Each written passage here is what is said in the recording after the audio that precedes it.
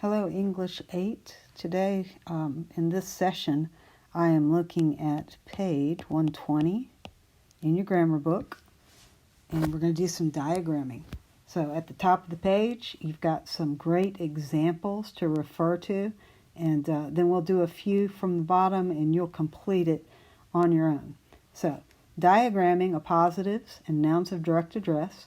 There's a previous video that I've put up talking about appositives and nouns of direct address. So we're going to look at how we diagram them. So they give you some examples to study. So here's some things to notice as we look at these. Notice that the appositives are enclosed in parentheses. So here you see parentheses and parentheses. And look at this, parentheses. Okay? And then words used in direct address are placed above the subject on a line separated from the rest of the sentence. So that's going to be easy peasy. That's down here. Okay? And we'll look at that in a moment. So, back to appositives. Appositives, remember, are going to follow a noun. So, nouns do different things in the sentence. They can be the subject of the sentence. So here it's following the subject of this sentence. Okay? And it's on the same line.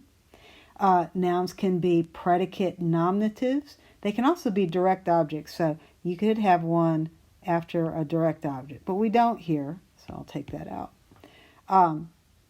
So appositives for the predicate nominative, the PN. So linking verb, by the way, and notice the slanted line. So predicate nominative followed by, in parentheses, the appositive. One more, the compound appositive. Okay, here's an example. The parentheses are outside on the baseline, here and here. And then we've made, I think this is called a hexagon shape, what we've created here. We've taken the rocket ship and closed it in on the other side. So, only two runners, Xavier and Wyatt. How does that get diagrammed? In parentheses, Xavier and Wyatt. Don't forget your conjunction on the dotted line. So, there's three examples of how I diagram an appositive. And then nouns of direct address. Look at it. Carlos. That is not the subject of the sentence. You is the subject of the sentence. So you is on the subject line. Carlos is floating above it, above the subject. Okay? Because I am talking to him. I'm directing the whole rest of this sentence to Carlos. So it's not connected. It's floating, floating above, not connected. And I just put his name there. All right, so I'm going to go to the next page.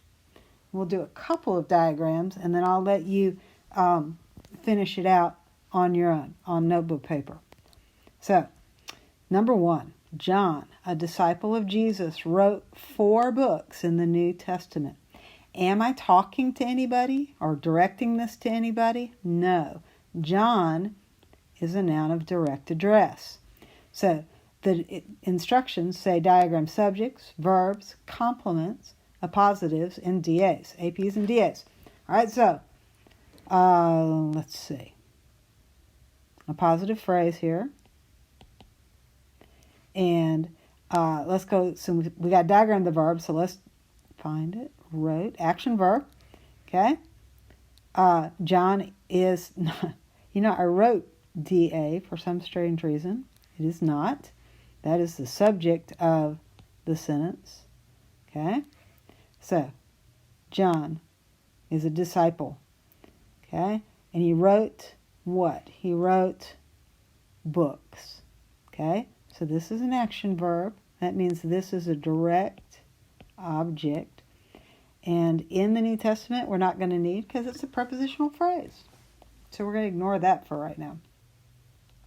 So I'm going to do the subject, the verb, the complement, and the appositive. So this is number 1. You're going to put this on notebook paper. Okay? Wrote is my verb. Who wrote? John. John wrote, this is an action verb, so my complement is going to be a direct object. John wrote, who are what? He wrote books. Okay? And you know what? I didn't leave room. So this is why you can do this in pencil if you want. I left out, so important, the appositive. Okay? John, parentheses, disciple, and then same thing we had. Wrote books. And that's number 1. Okay? Let's do number 2. We'll change colors just for fun. Okay? You know what? I'm going to skip number 2. Let's do number 3, since I have a noun of direct address. Zoe, give Mr. Smith Oliver Twist, the book from the library. Oh, I've got both going on here. Who am I directing this instruction to? To Zoe. So that is direct address. Okay? Give is my verb, action verb. Okay? Give Mr. Smith Oliver Twist, the book from the library. All right, so let me show you what's going on. Action verb. So I look for a direct object. What am I going to give Mr. Smith? I'm going to give him Oliver Twist. So this is a direct object. Who am I giving Oliver Twist to? Mr. Smith.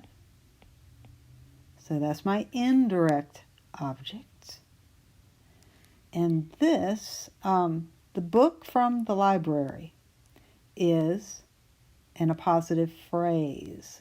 So this one word is my appositive, and it goes to the direct object. And so now we're ready to diagram it. Okay? So I'm going to say, put a line up here above the subject, Zoe, because that's who I'm directing this to. So she's not the subject of the sentence. She's the DA. This is a command or a request. Go give this book. So you could put an X or you could put you. Give. Okay, we already said it's an action verb, so this line goes straight up and down. Oliver Twist. And I'm going to need more line here, aren't I? Oliver Twist, and I'll go ahead and put the appositive here. Book. The word that follows is the appositive. If you wondered how I decided between Oliver Twist and book, which one is the DO? The one that comes first. The one that comes second is the appositive, so it goes in parentheses. And then if you remember how to do an indirect object, make sure you give this line a little stem down here at the bottom. Give, and who am I giving it to? Mr. Smith. All right, so I'm gonna stop here and have you do the rest of these diagrams. Go ahead and do all 10 as best you can.